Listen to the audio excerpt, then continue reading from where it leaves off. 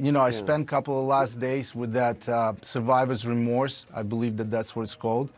Maksim Chmerkovskiy is reflecting on his emotional escape from Ukraine. The Dancing with the Stars alum detailed his feelings surrounding the situation on CNN's Anderson Cooper 360 on Sunday, telling Anderson that leaving wasn't exactly a choice. It wasn't really a decision to leave. It was more like, you know, I just got told that I have to go.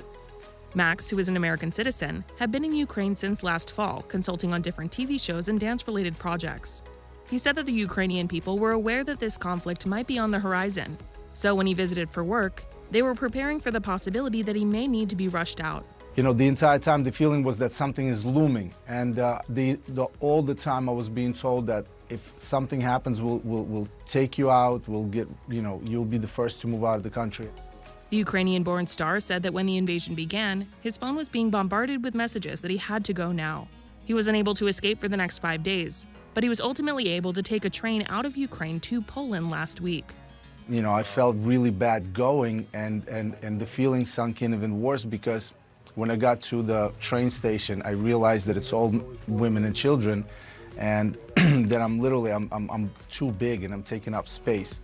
Max said that to make room, he stood between cars on the train. Internally, I sort of justified my space because I was outside. It wasn't a livable situation because it was too freezing. So, you know, I would pace around in that space, come in, thaw out, and then go back outside.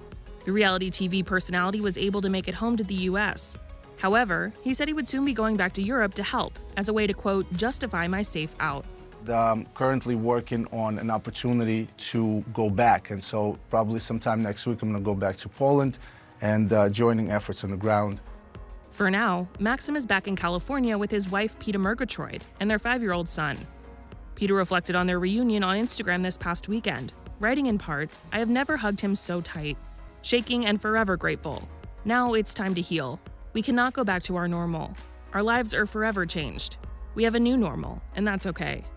She added, "Although Maksim made it home, this does not mean we aren't continuing our efforts to provide assistance to the Ukrainian refugees. We have big plans in store, and our sole focus is on this war."